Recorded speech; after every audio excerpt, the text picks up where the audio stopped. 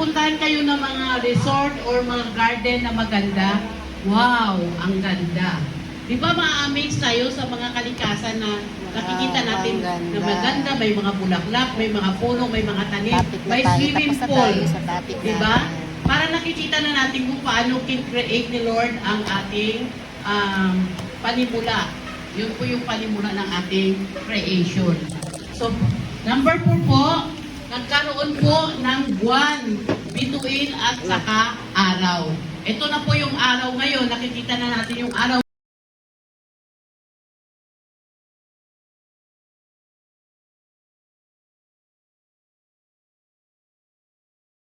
Yung pa rin nakukuha. Ay, dapat nakuha nyo yan, ha? Okay ka, ulit na. Anong unang araw? Magandang gabi. Icebreaker time!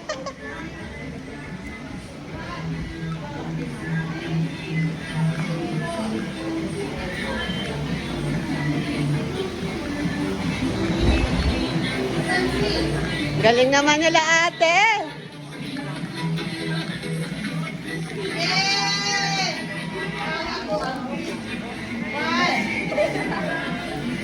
Oh, huwag kayo mahiya.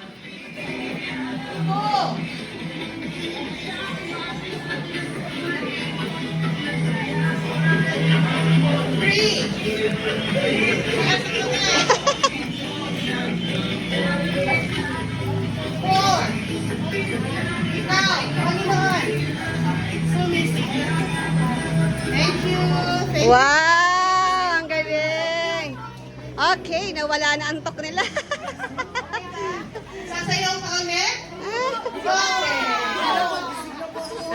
Gising na po ako. Nagising sila. Okay.